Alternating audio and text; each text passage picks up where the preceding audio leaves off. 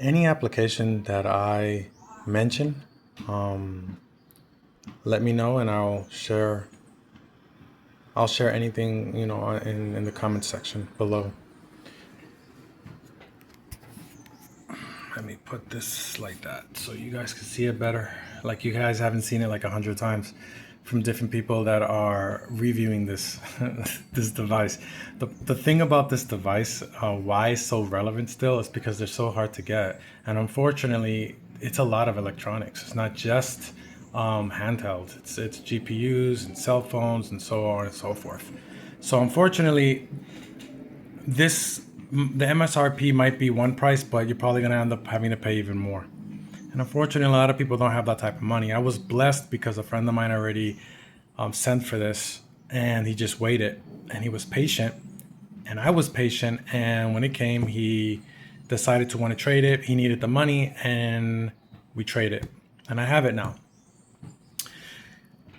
This is what I'm not gonna give you my opinion. I was gonna say something about the screen and stuff like that. I would have preferred an OLED, but I think that's been said so many times. Okay, to get rid of the some of the stuttering issues and why it's stuttering and having a little bit of frame pacing issues besides the drivers, Intel needing to do something better with that is actually on default. The Windows devices I notice are on balance. Now, in most cases, on a laptop, it's okay. It's okay to have it on balance. But when you're using a handheld, you need to have all the cores up and alive and doing their work. Unfortunately, when it's on balance, you have a lot of the cores and even the performance cores parked, which causes for this micro stutter, even if you're on high frames. What I did is that I downloaded an application called Quick GPU, CPU, I'm sorry, Quick CPU, which is this. All I did with this device is I put it on high performance. When I put it on high performance, I noticed that all the cores that were sleeping, they woke up. Now, I only do this when I'm about to play a video game, and I don't want them to be parked. And yes, you can go into MSI. Let me hold this. Anyway, if I get a lot of views or whatever, I'll get better production value. But anyway, I did go into the MSIM and I put it on 30 when I'm about to game. I'm so sorry all that shit just happened. But anyway, as you can see, that's another issue that I have with this device, and that's why I don't want to stay with it. The software is not really good. It's very slow. It doesn't really respond snappy. Well, now it is a little bit more, but it doesn't feel like the ROG Ally that. See, I just pressed it and it ignored. Okay. It has everything that you would want in a handheld. The problem is it's not correctly implemented.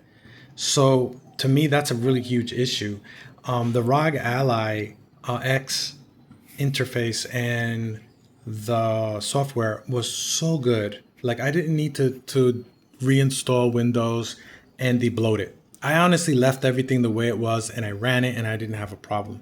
So anyway, going back, once you do these things with putting it on performance, when you're going to play a video game, it could even be an indie game. You could put it on performance. I would definitely recommend putting it on performance, and then you can change the TDP to whatever TDP you want. If you want better control of your TDP, then I would definitely advise for you to get Handheld Companion. Let me see if I have the luck of getting out of here. Oh, great. And I would go into here, Handheld Companion, so you'll see how it looks, and I would change the TDP manually. But to be honest with you, you don't need this. Because once you put the CPUs to wake up, you're not going to have that stuttering issue in even low frames or high frames, which is really good. It's going to be reduced. I'm sorry. It's not going to be away 100%. So I would definitely recommend for you to make sure that the cores are not parked when you're playing video games. Obviously, once you get out of playing video games and you put it on whatever performance level that you want, because you don't really need it if you're going to be strolling and watching videos or whatnot. Another good thing about this, I said I was going to do I said I wasn't going to do a review, and I guess I lied. Is that I love the integration that it has with Android. You can use Android applications with this, and it works just like a real phone. And I personally like navigating more and watching videos on my phone than I do on any type of PC, handheld, or anything like that, or any PC in general, desktop, laptop, whatever. So I did, and I was able to install Revance. The Revance is a version of Windows, sorry, as a version of YouTube that doesn't have as much ads and I hope you guys are using it right now, honestly. But anyway, I'm not going to advertise that too much. But yeah, you can log in and everything. Like I literally logged in with my account and I was able to navigate the same YouTube that I was using on my phone on the Claw 8, which to me, I was like a really good thing. And I really liked it. I really enjoyed how easy it was. It's touchscreen, so I could just stroll through the videos and whatnot. I won't be showing that. Another thing I did so that I can get rid of, and this is going to sound kind of contradictory because I know a lot of you love variable refresh rate. I honestly turn it off. And what I do is that I make custom refresh rates. I make custom refresh rates with an application called CRU, which is what it stands for. It has to do with refresh rates. And it's an application that allows you to make your custom refresh rate, which I do on all my devices. It feels a lot more smoother once I lock it there. And there's a reason why I do this. Is because when it comes to handhelds, I religiously use lossless scaling.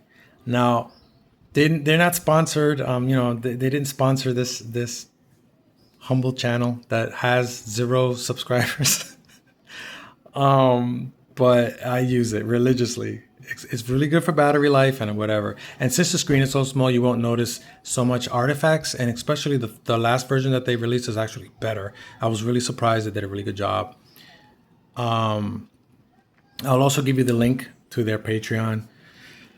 If you're in Russia, you won't be able to get you won't be able to buy it on Steam, unfortunately. You can still message me and we can work something out. So anyway, lossless scaling. I put it on 30 frames and I put this to 60 hertz. If I'm going to use 80 frames, then, I want to play it on 80 frames, then I cap it to 40 frames. You have to make sure that the game can actually hold 40 frames. Then I will relaunch lossless scaling and boom, you get 80 frames. And it feels great, especially on something small. It is amazing. Like if you want to play 120 hertz, you cap it on 60. These are mostly for indie games. You can do this also with AAA titles, but you're going to have to play it on a lower resolution and lower graphic settings. So, and the reason why I'm not really reviewing and showing you the ports that it has and telling you that this is Hall effect and the back, I believe the triggers are also Hall effects, is because I'm sure that you've seen so many videos of this. So what I'm trying to do is trying to fix the problem that it has with the stuttering and stuff, and the screen also, by the way. The screen on this I wasn't a fan of because it's LCD, and I have a mini LED laptop, so I was kind of like, man, I want my laptop to look, I want the MSI Claw to look like, a little bit better. I want it to have better colors. So I did go into the Intel control panel, and I did set saturation on advanced to 100. This is just my preference, by the way. I put it to stretch because I'm using 1080p. I found, in my opinion, it's more compatible with more games, 1080p. I've had a couple of problems with the 1200p. The battery life is just amazing on this. But unfortunately, it's really, really hard to ignore the stuttering. And I notice a lot of people don't really want to mention it, especially when they're sponsored by MSI. Like, I get it, I respect them, whatever. But I have to be honest with you, the stuttering is really bad. And MSI needs to do something better with their software. It isn't too snappy. It's not like the ROG X. Let me see if you understand. Well, there it was totally snappy, okay? But I already opened it up a couple of times and I tested it. So, I don't know if I already mentioned this. When you get it to here, if you're going to play a video game that's really, really high capacity or whatever, it needs a lot of juice, put it on 30. Don't worry about it. It doesn't always run it on 30. It will run it on lower TDP. Once you bring down to frame rate to 40 or 30, and then you boost it up to 60 or 80 or whatever.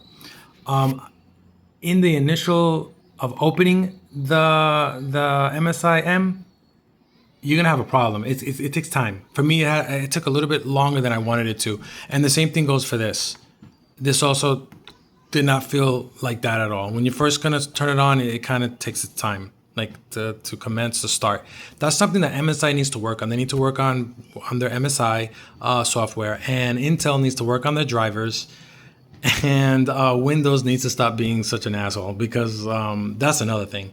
Unfortunately, you cannot install Bassite on this, which is, I'm not saying Windows is bad. Windows, of course, we all game on Windows. They're good, but they could be so much better, and they could just make a Windows handheld operating system.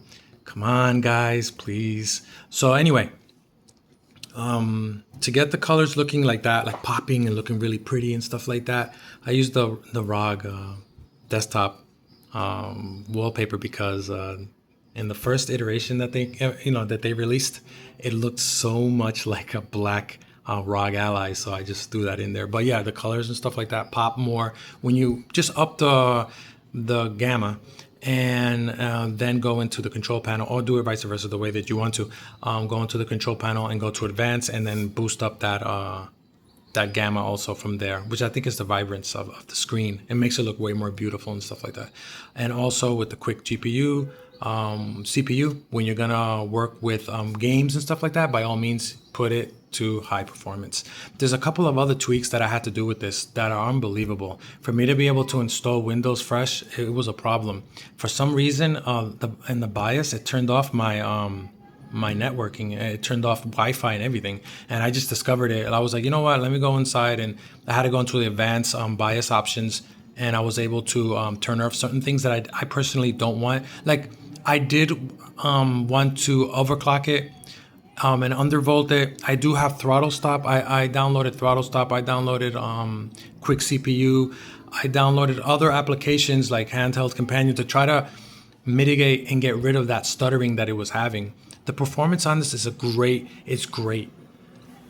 But my personal opinion, and I am going to repeat what everyone else probably thinks and says about it, is that I would have preferred an OLED screen and not variable refresh rate. I constantly turn it off because this is just because of me. If you guys don't, then you do whatever you do you, I do me.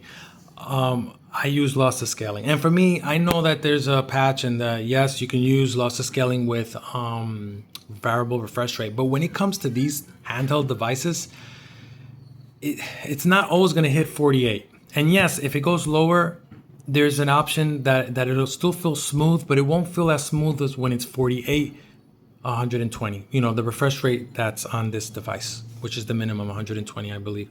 You can use it on 48. I'm sorry. What I mean the minimum is that you should at least have 120 refresh rate. So that's some of my tweaking, some of my tweaking options, not that I'm tweaking, and some of the review that I have on it. If you have any questions or anything else that you would like to see, like the device, I guess I didn't show it because everyone's seen it. I know so much people want this device, and it's really, really hard to get. And unfortunately, everyone's taking advantage of it, selling it for 2 times the price or just a little bit more. Like if it's $800, they want to try to sell it for $1,300. It's definitely not worth that. I didn't pay that. And I wasn't given this for free. I had to, trade it, like I said, with my friends and stuff like that.